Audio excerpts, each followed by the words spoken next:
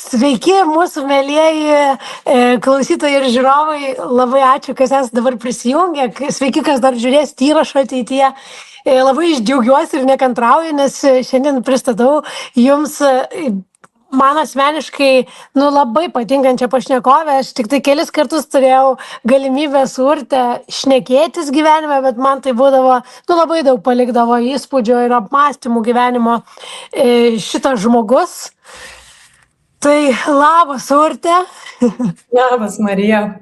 Ir aš vis, galvoju, nes tave labai įvairiai, aš dar pažiūrėjau, kaip tave kiti pristato, tai dažnai pristato tave kaip kaip mano koks tas žodis. Taip, kaip moderatorė, kaip to nuostabaus, labai tikrai žinomo podcast'o nebemoku šnekėti. Greito gyvenimo lėti pokalbiai. Taip, ačiū tau, Urte. Taip, greito gyvenimo lėti pokalbiai, kūrėja, autorė. Ir dabar tu LRT jau pradėjai vesti laidą irgi labai įdomi ir labai daug kontrastingų, visokiausių sulaukiančią nuomonių, kūno kultūra vadinasi, ar ne? Apie ką ta laida? Tai aš trumpai vardiju, kad apie seksualumą ir erotiką, bet tai yra labai labai plati tema ir tada per daugybę pjūvių mes prie tos temos bandome prieiti. Taip, super, tai yra labai reikalinga tuo pačiu tema, nes labai mažai apie tai šnekama, vis dar daug tabų. Ir mes apie visą tai pasišnekėsim, bet šita mūsų laida yra tokia terapinės istorijas ir šiandien labai tau ačiū, kad Urte tu sutikai dalyvauti, nes mes pasikalbėsim apie tavo gyvenimo istoriją. Tiesiog ir visą laiką mes šitą laidą tai pradedam nuo pat gyvenimo pradžios. Ir jeigu tu galėtum papasakoti, kokią tu save atsimeni vaikystėje, kokia tu buvai? Aš tai puikiai atsimenu save vaikystėje, tai aš visą laiką buvau be galo energinga ir nenustykstanti ir labai aktyvi ir veiklomis ir smalsi, bendraujanti. Kažkokių keistų situacijų atsimenu, kai mes, pavyzdžiui, Kernavėje esame su šeima ir ten, jeigu esat matę, prie pat bažnyčios yra, kaip vadinasi, kur kunigas gyvena prie bažnyčios. Ne zakristija, o šitasgi klebonija.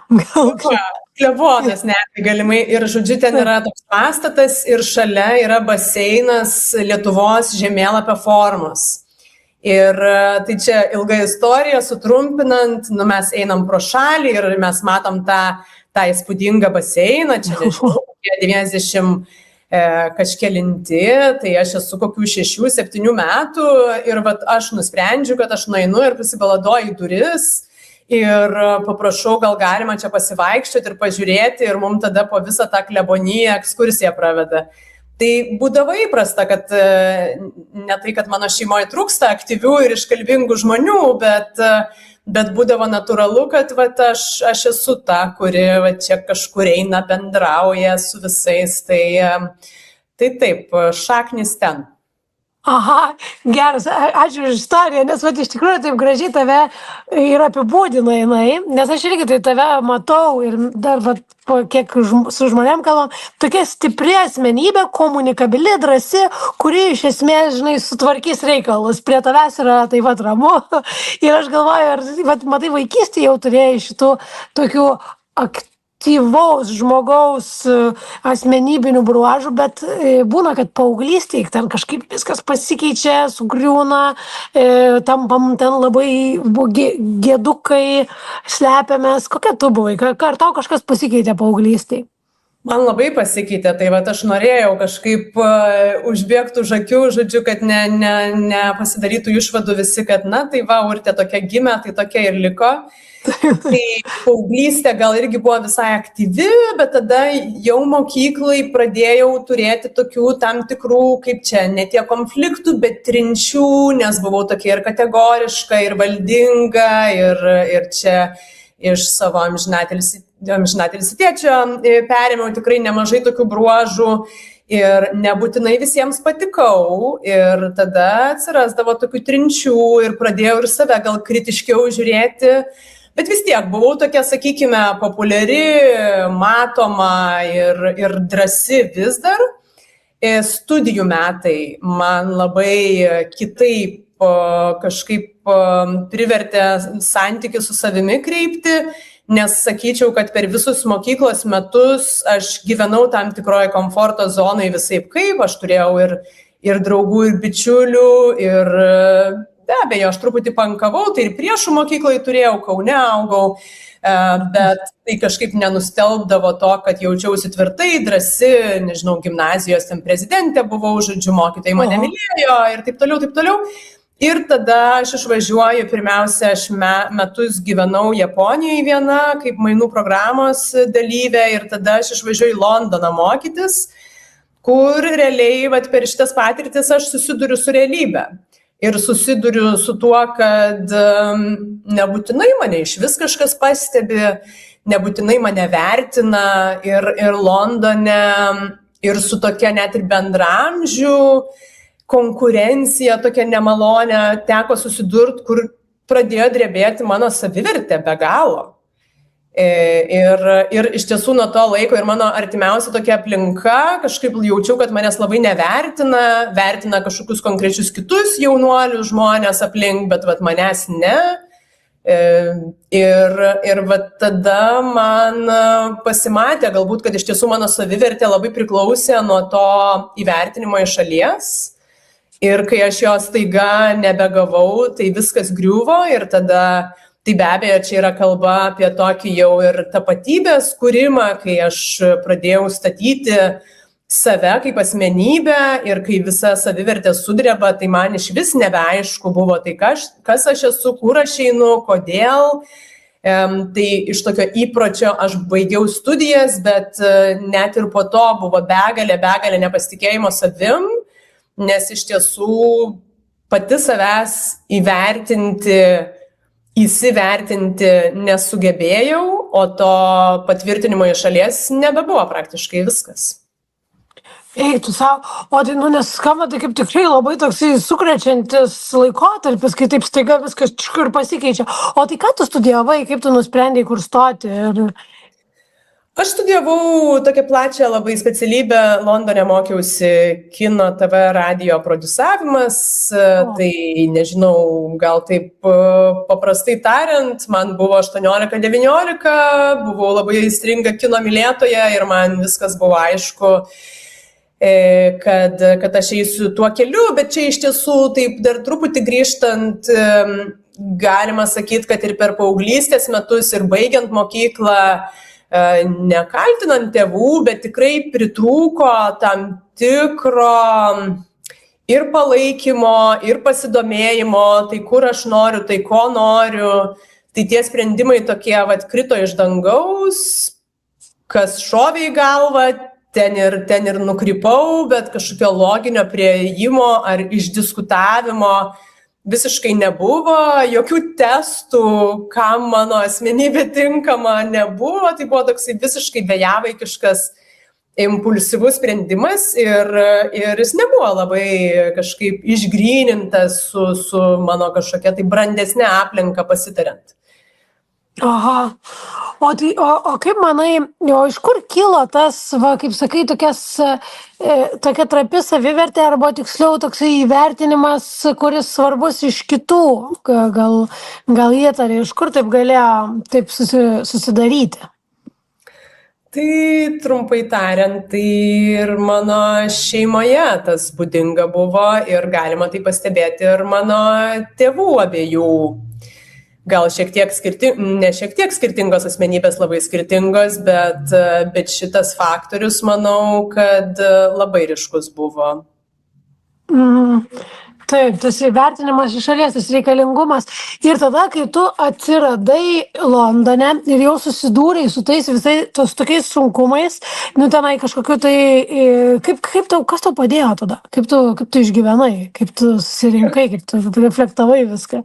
Niekas nepadėjo, ta prasme, man buvo labai labai sunku ir prastai buvo iš tiesų.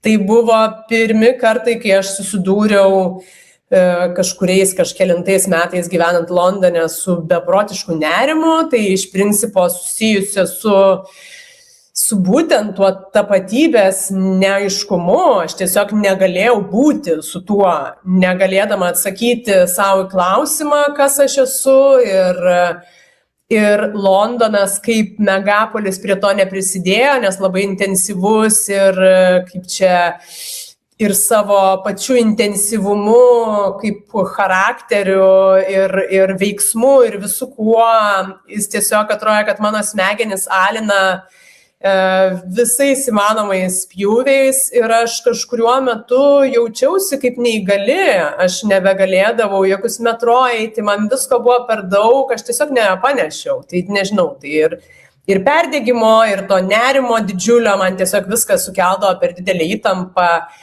tai nebuvo kas padėjo, aš tiesiog vežiau tai, kaip mokėjau vežti, aš neturėjau iš tiesų nei kažkokio artimo santykio su šeima, nei labai palaikymo, tai buvo keletas draugų, kurie atsirasdavo, bet ar tai galime vadinti kažkokiu labai artimu ir atviru ryšiu, kuris kažkaip stiprino mane, gal irgi ne visai. O kaip dėl santykių tuo metu, gal tu turėjai jau kažkokį pirmą meilę ar ten kažkokį tai tokį artimą žmogų, nes tu, kiek aš žinau, tai visą laiką buvai tikrai labai patraukli ir turbūt, kad sulaukdavai daug to dėmesio, bet kaip sukurti santykį? Tai jeigu taip atvirai, ilgalaikio kažkokio labai santykio,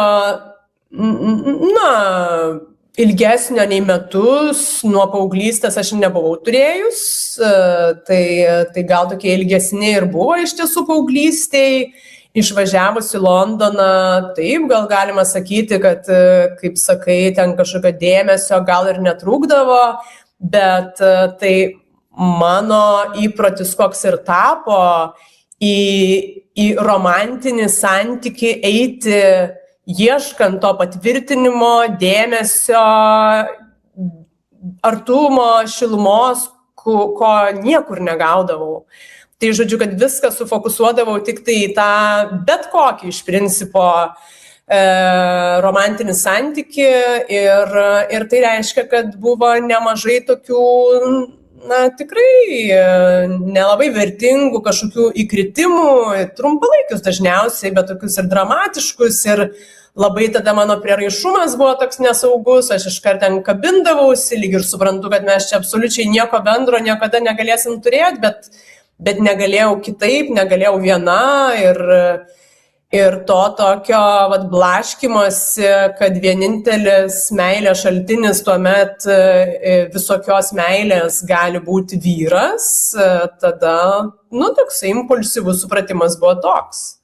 Taip, ir tada turbūt kiekvienas skirimas toksai visiškai širdį draskantis, labai žiaurus, nes jeigu kabiniesi į žmogų ir tada tu grįžai į Lietuvą, kaip po to buvo viskas? Aš dar negrįžau į Lietuvą, aš tada studijų Londone pabaigoje sutikau vaikiną, tuometinį savo partnerį, kuris gyveno Airijoje kaime ir man tokia vėjavaikiška, impulsyvi kita mintis buvo, kad Londonas ir megapolis man yra per daug, tai žodžiu, aš išsikraustau į vienkiemį gyventi. Ir metus aš ten gyvenau, bet tai buvo turbūt mano nerimo pikas, nes tai buvo, tai kas nėra gyvenę vienkiemį, tai gali įsivaizduoti visišką tuštumą ir čia dar ne smartphone'ų, aišku, laikai, internetą šiaip netaip mes turėjom, bet tai buvo tuštuma visom įmanomom prasmėm, veiklų, nežinau, judesio, veiksmo, tai tas kontrastas po Londono, tai buvo milžiniškas, aš bijojau naktį viena miegoti ir, tai buvo tikrai per sunku tokiam jaunam ir nelabai emociškai stabiliam tuo metu žmogui, tai ten tas santykis irgi labai sudėtingai klostėsi, bet ten pirmą kartą aš pradėjau iš tiesų kreiptis pagalbos, ten aš turėjau Tai vat jinai nebuvo psichologė, bet jinai kaip counselor